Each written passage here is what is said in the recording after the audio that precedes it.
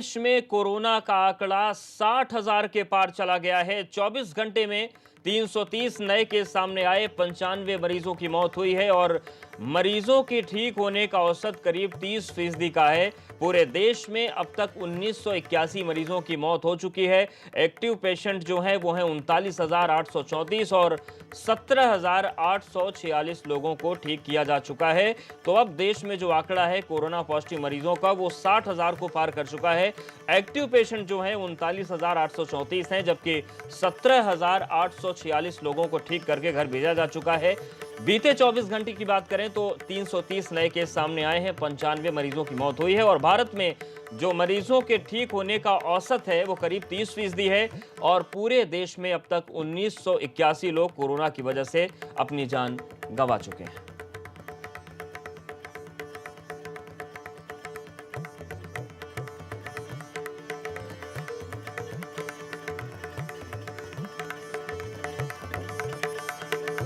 तो कोरोना का संक्रमण लगातार बढ़ रहा है और देखिए उत्तर प्रदेश की तस्वीर भी आपको दिखाते हैं।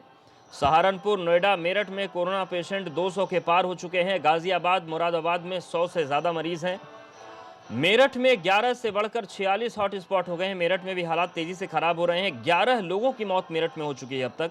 और पश्चिमी उत्तर प्रदेश की बात करें तो मामले यहां पर कोविड-19 के तेजी से बढ़े हैं। सहारनपुर, नोएडा, मेरठ में कोरोना पेशेंट 200 पार हो चुके हैं। गाजियाबाद, मुरादाबाद में भी हालत अच्छी नहीं है। मेरठ में 208 मरीज इस वक्त हैं। सहारनपुर में 203, ये पश्चिमी यूपी की तस्वीर आपको दिखा रहे हैं। नोएडा में 211 आंकड़ा पहुंच चुका है।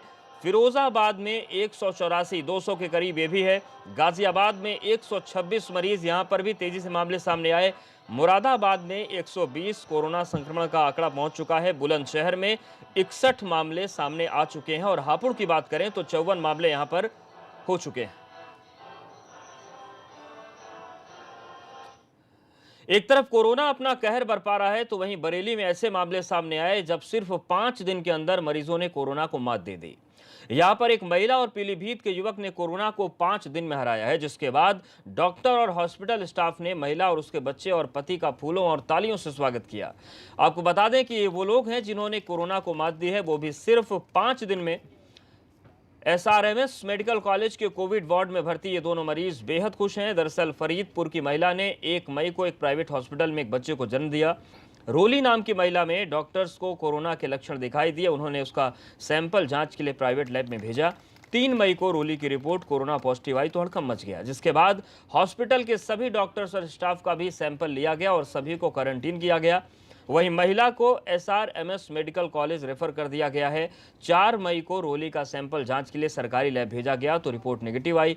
लगातार 3 रिपोर्ट नेगेटिव आने पर महिला को घर अब भेज दिया गया है।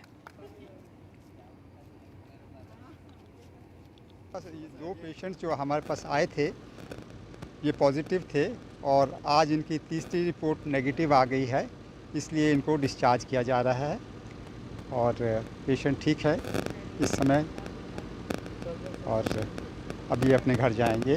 घर में क्वारंटीन रहने के लिए एडवाइस दी गई है इनको, जिससे कि और किसी को इनके अटेंडेंट्स भी सब नेगेटिव हैं।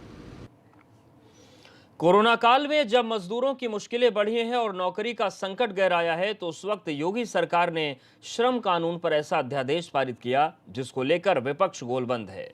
सपा अध्यक्ष ने इसको लेकर योगी सरकार से इस्तीफा मांग लिया तो कांग्रेस विधानमंडल दल की नेता ने भी निंदा की है। ये रिपोर्ट देखिए। यूपी सरकार द्वारा श्रम कानूनों में किए गए बदलाव को तुरंत रद्द किया जाना चाहिए।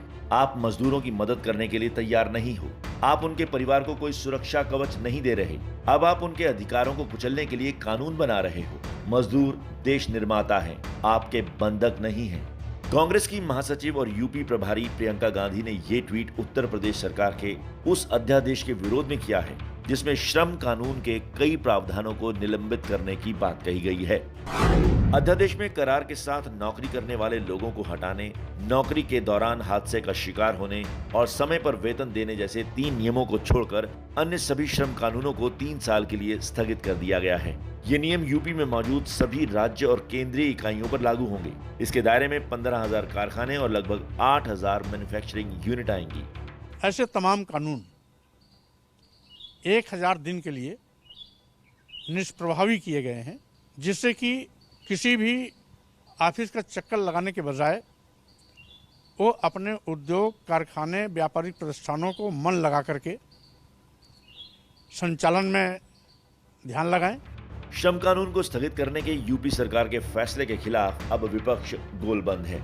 समाजवादी पार्टी के अध्यक्ष अखिलेश यादव ने तो सीधे सीएम योगी का इस्तीफा मांगा है। यह बेहद आपत्तिजनक और अमानवीय है। श्रमिकों को संरक्षण न दे पाने वाली गरीब विरोधी बीजेपी सरकार को तुरंत त्यागपत्र दे देना चाहिए।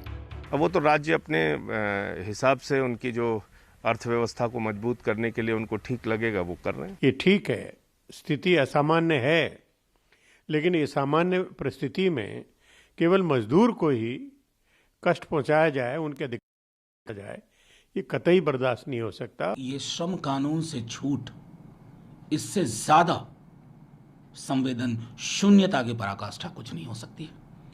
आपने श्रम कानून उद्योग फ्रेंडली कहते हैं, इंडस्ट्री फ्रेंडली, क्या श्रमिकों की सुरक्षा, उनके कार्य के तौर तरीकों में जो सेफ्टी नेट्स थे उसको आप बिल्कुल दरकिनार कर रहे हैं। ये कौन सी प्रथा है?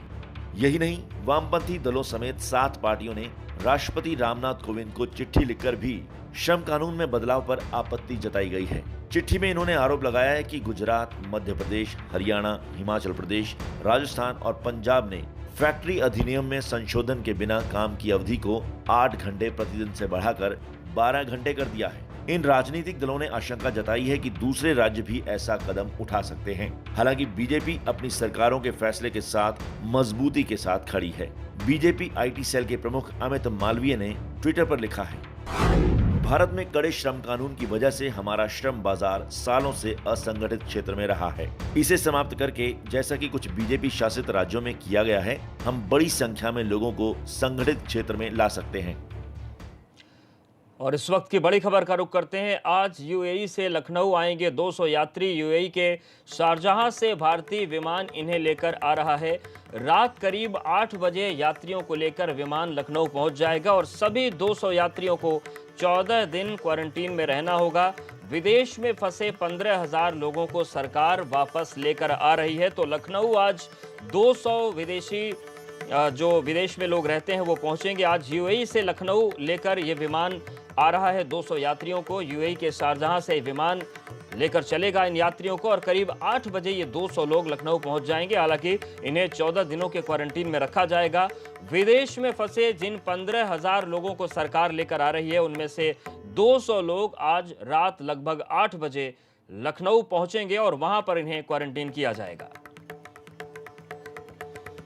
तो इस वक्त की बड़ी खबर, एक बार फिर से अभियान चलाया गया है। जो लोग भारतीय हैं, विदेशों में फंसे हैं, उनको वापस लाने का, और वंदे भारत के नाम से इस अभियान में 200 यात्री आज लखनऊ पहुंचने जा रहे हैं। सिर्फ विदेशों से ही नहीं बल्कि यूपी सरकार भी दूसरे राज्यों से प्रवासी लोगों को वापस ला रही है और इसके लिए हजारों बस और स्पेशल ट्रेन चलाई गई है। मजदूरों को घर पहुंचाने के काम युद्ध स्तर पर जारी हैं। इन 6 तस्वीरों में आप देखिए, सबसे पहले जालौन की तस्वीर जहां पर 1190 मजदूर गुजरात से लौटे। उन्नाव में भी स्पेशल श्रमिक ट्रेन के जरिए करीब 1281 मजदूर महाराष्ट्र से वापस लौटे। और अगर बात करें सोनभद्र की तो गुजरात के मेहसाना से श्रमिक स्पेशल ट्रेन करीब 1200 मजदूरों को लेकर पहुंची, जहां पर उन्हें 80 बसों से उनके गृह जिले तक छोड़ा गया। वहीं बाराबंकी में गुजरात के वडोदरा से करीब 1250 मजदूरों को लेकर यह ट्रेन यहां पहुंची। इसके अलावा गोंडा में भी गुजरात से लौटे प्रवासी मजदूरों को ट्रेन के बाद बसों से उनके घर भेजा गया। इनकी संख्या करीब 1200 है। यहां मऊ में भी 1270 मजदूरों का जत्था गुजरात से वापस लौटा है। तो लगातार कोशिशें चल रही हैं, लेकिन जिस तरीके की घटना औरंगाबाद में हुई उसके बाद सवाल उठ गया कि क्या उस स्तर पर सरकारें कोशिश कर रही हैं जिस तेजी की जरूरत इस वक्त है, और क्या सभी मजदूरों से संपर्क हो पा रहा है? क्योंकि अगर ऐसा हो पा रहा होता तो 16 मजदूर अपनी जान ट्रेन की पटरियों पर लेटकर नहीं गंवाते।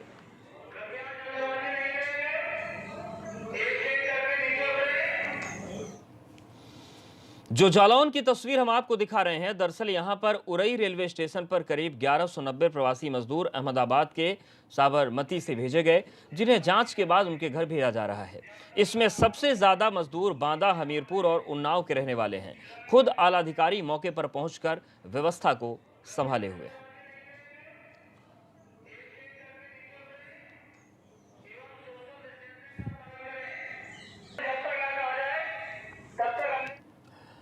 और बड़ी खबर यह भी है कि सूरत से प्रतापगढ़ एक स्पेशल ट्रेन आज पहुंचने वाली है। 1200 मजदूरों को लेकर यह ट्रेन सूरत से प्रतापगढ़ आ रही है। प्रतापगढ़ प्रशासन ने तैयारियों के लिए कमर कस ली है। स्टेशन पर मजदूरों के लिए खान पान का इंतजाम कर दिया गया है। मजदूरों के जांच के लिए स्वास्थ्य कर्मचारी भी रहेंगे। तो बड़ी खबर यह है कि प्रतापगढ़ आज एक स्पेशल ट्रेन पहुंच रही है और 1200 मजदूरों को लेकर यह सूरत से ट्रेन आएगी। प्रतापगढ़ प्रशासन ने तैयारियों के लिए कमर कस ली है। स्टेशन पर मजदूरों के लिए सभी इंतजाम कर दिए गए हैं। जो मजदूर आ रहे हैं उनके लिए खान पान का इंतजाम किया जा रहा है। मुरादाबाद में मजदूरों के लिए खाना IRCTC की रसोई में तैयार हो रहा है, लेकिन लॉकडाउन में स्टाफ की कमी के चलते खुद railway ticket checking staff, parcel staff भी खाना बनाने में मदद कर रहा है। तो ये भी एक अच्छी तस्वीर है। आप देखिए, जो ट्रेन के TC होते हैं वो भी खाना बनाने में सहयोग कर रहे हैं, जो पार्सल स्टाफ है वो भी खाना बनाने में सहयोग कर रहे हैं। और यही वो तस्वीर है जो हौसला देती है कि जब संकट के दौर में हमारा देश फंसा है तो सभी को अपने अपने हिस्से की जिम्मेदारी निभानी चाहिए। और जो TC हैं वो इस जिम्मेदारी को निभा रहे हैं। इनका काम टिकट चेक करना है, लेकिन ये रसोई में खाना बना रहे हैं। खाना आप देख रहे हैं, ये सब IRCTC अरेंज करा रही है। और यहाँ पे स्टाफ कम है कैंटीन में, तो जब भी लोगों को जरूरत होती है तो हमें बुला लिया जाता है और हम इनकी हेल्प करते हैं। यहाँ पे ट्रेन बहुत ज़्यादा आ रही है और पैसेंजर भी अधिक होते हैं, इन लोगों को काम भी बहुत होता है, इसलिए हम लोगों की थोड़ी सी हेल्प की जरूरत पड़ती है तो हम लोग आ जाते हैं काम करने के लिए। तो आप पूरा खाना बना रहे हैं, कितनी ट्रेनें लगभग कितने पैकेट रोज बनाते हैं यहाँ पे? 3600 पैकेट का हम लेके चल रहे हैं। 3600 पैकेट दे रहे हैं, 3 गाड़ियों में दे रहे हैं। तो कितनी गाड़ियाँ गुजर रही हैं लगभग यहाँ मजदूरों को लेकर? 5-6 गाड़ियाँ टाइमिंग पे गुजर रहे हैं, बाकी पीछे 3 को दिया जा रहा है, आगे दिया जा रहा है। इस तरह यहाँ जो गाड़ी टाइमिंग फंस रही है लंच में, डिनर में, ब्रेकफास्ट में, उसको हम प्रोवाइड कर रहे हैं। तो कैसे आप कर रहे हैं जब स्टाफ कम है? तो बाकी रेलवे स्टाफ है, TT है, कॉमर्शियल वाले हैं, कैटरिंग है, ये सब हमारी मदद कर रहे हैं। तो राहत की राह को बुलंद करने की कोशिशें लगातार जारी हैं, लेकिन मजदूर अब भी बेबस हैं। कैसे, वो तस्वीरें आपको दिखाएंगे, लेकिन यहाँ पर वक्त एक छोटे से ब्रेक का है।